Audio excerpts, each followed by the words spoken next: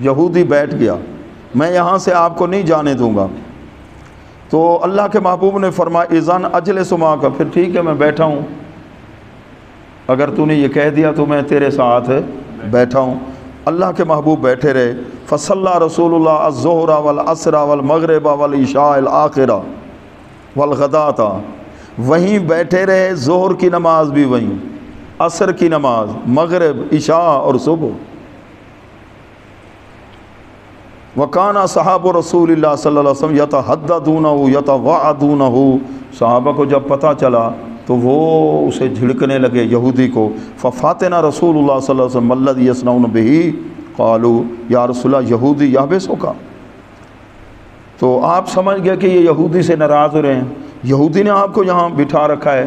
تو اللہ کے پیارے محبوب نے فرمایا میرے رب نے مجھے منع فرمایا ہے کہ کسی کے ساتھ کوئی وعدہ ہو، معاہدہ ہو، چاہے ذمی ہو، مستامن ہو، کہ میں اس پر زیادتی کروں۔ فلما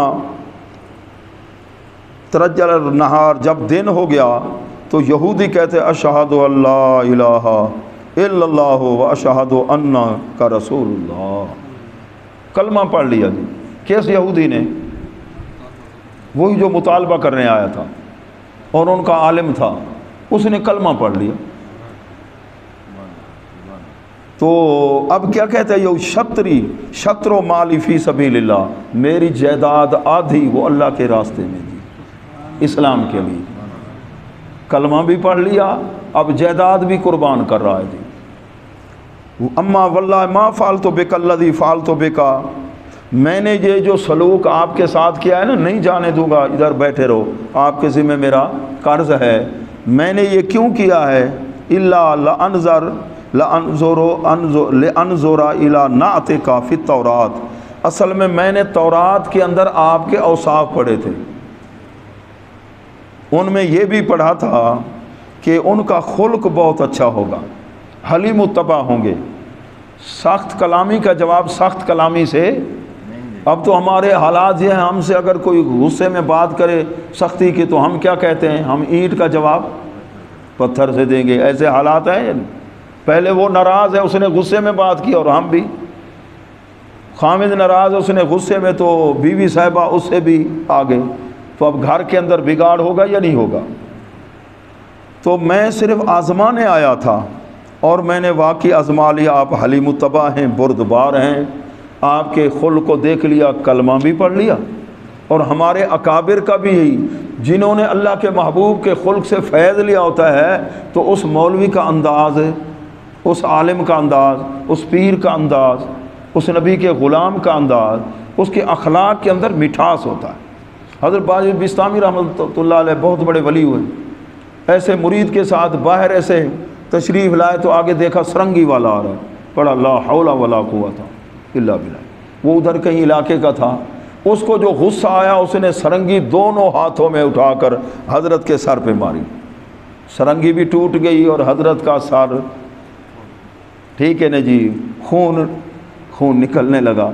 آپ واپس تشریف لائے، نہ گالی گلوچ، نہ لڑائی، نہ گریبان پکڑا، واپس آ گئے اور گھر میں آ کر حلوہ تیار کروایا۔ کیا؟ حلوہ تیار کروایا۔ حلوہ حضور علیہ السلام کو بڑا پسند تھا، ٹھیک ہے نا، میٹھی چیز یا شہد، وہی بول حلوہ۔ اچھا، اب تو مولوی کو دیکھ کر کہتے ہیں نا حلوہ کھاتے، اب تو مولوی صاحبان بھی چلے گئے جو پہلے کھاتے تھے زیادہ۔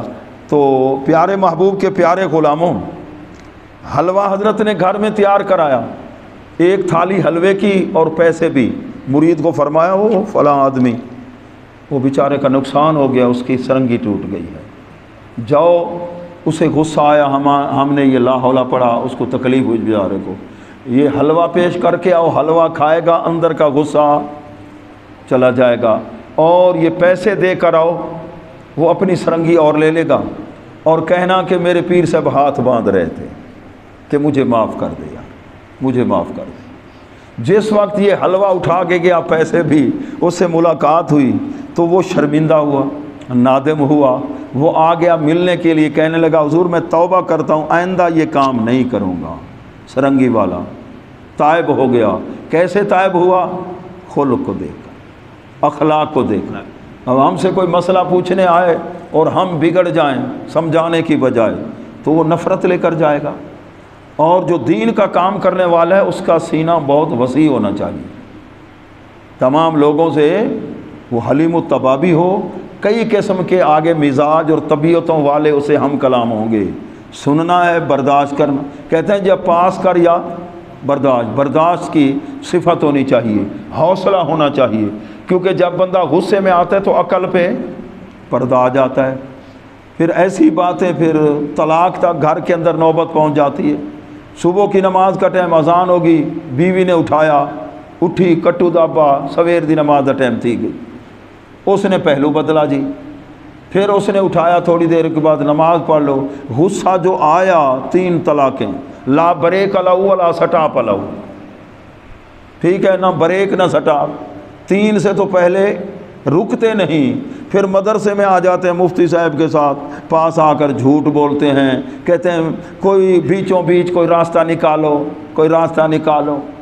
تو 2 نمبر سے لے کر 10 نمبر تک ہر شعبے میں ہیں یا نہیں؟ ہر شعبے میں ہیں۔ اگر 2 نمبر مل جائے تو پھر وہ اپنی مرضی سے الفاظ، کوئی کچھ تم کوشش کرو، کچھ ہم کریں گے، وہ معاملے کو میں مرنا تو ہے نا، آخر شریعت کا مسئلہ ہے، ذمہ داری۔ تو اللہ تبارک و تعالیٰ کرم نوازی فرمائے کہ ہمارے اخلاق اچھے ہوں۔ مولانا روم صاحب کا گزر ہوا، 2 آدمی آپس میں تلخ کلامی کر رہے تھے، ایک نے دوسرے کو کہا لعنتی، اور کہا 1 گالی دو گے 10 جواب سنو گے۔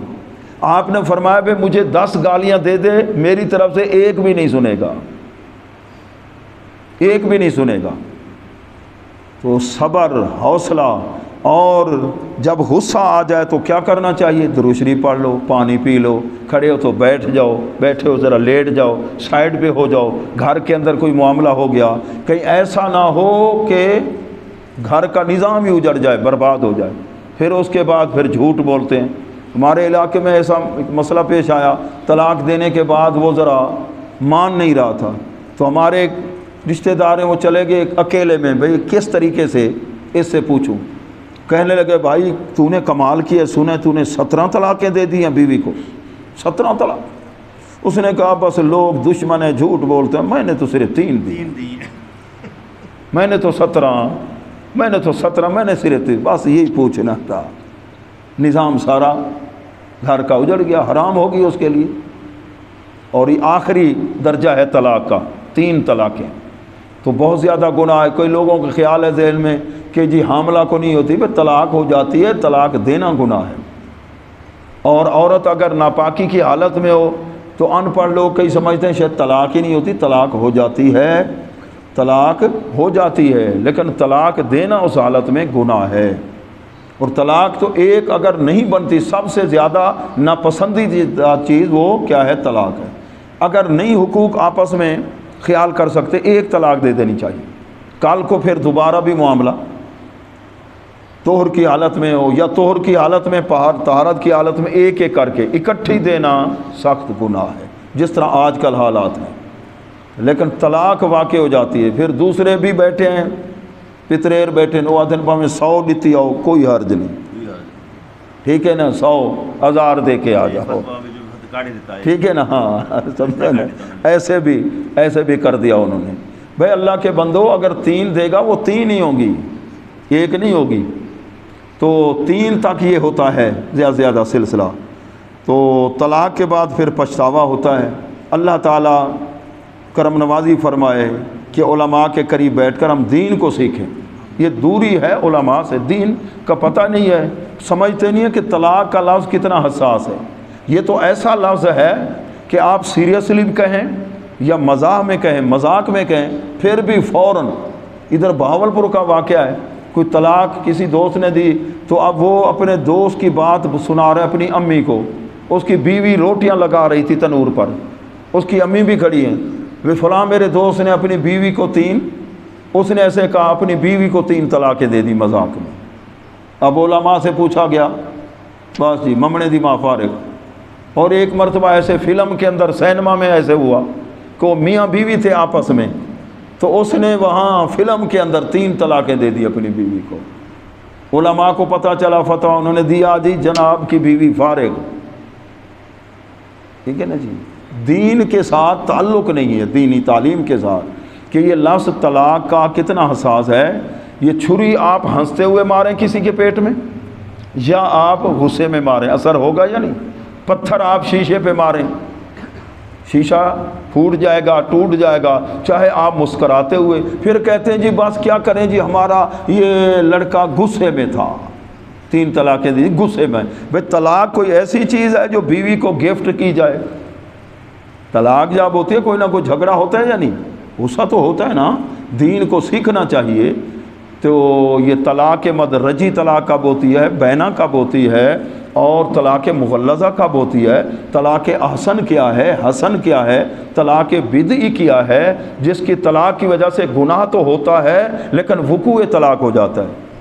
وقوع طلاق ہو، جس طرح مثال کے طور پہ آپ کو بھئی ماجد سے بکرا ذبح کرنا ہے، چھری آپ کے پاس نہیں ہے، اور ایک آدمی اس کے پاس چھری ہے، وہ چھری آپ کو نہیں دیتا، آپ اسے زبردستی چھینتے ہیں، چھری اس کی غصب کی، اور آپ نے پڑھا بسم اللہ اللہ اکبر، بکرے کو ذبح کر دیا، بکرا حلال ہوا یا نہ ہوا؟ حلال ہو گیا۔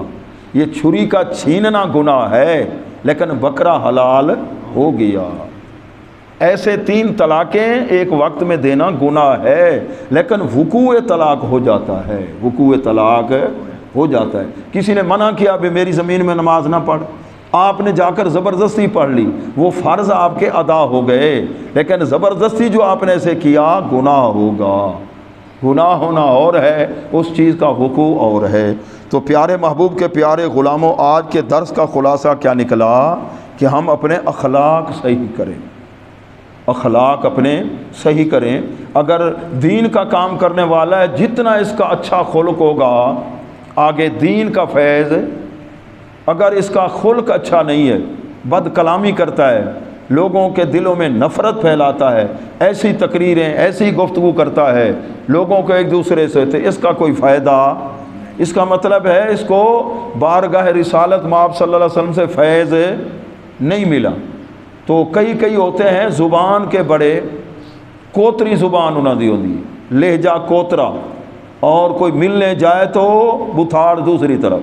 تو اللہ تعالیٰ کی پناہ مانگیں ان سے، ٹھیک ہے نا، ان کے شر سے اللہ کی پناہ مانگیں۔ اللہ کرے ہمارا گھر کے ساتھ اخلاق، اپنے دوست احباب کے ساتھ، اور یہ دشمن بنانا اچھا نہیں ہے، دوست بنانا اچھا ہے۔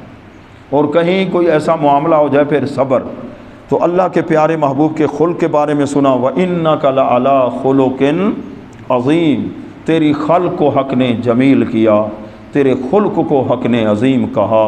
کوئی تجھ سا ہوا ہے نہ ہوگا شاہا، تیرے خالق حسن و ادا کی قسم۔ تو ظفر صاحب وہ گزرے ہیں، وہ ایک شاعر، تو انہوں نے کہا ظفر اس کو آدمی نہ جانیے گا، گو ہو وہ کیسا ہی صاحب فہم و ذکا، جسے تیش میں خوف خدا نہ رہا، جسے عیش میں یاد خدا نہ رہی۔ اللہ تعالی ہمیں عمل کی توفیق نصیب فرمائے۔ ایک بار سورۃ فاتحہ، 3 بار سورہ اخلاص، اول آخر درود پاک۔ اللہ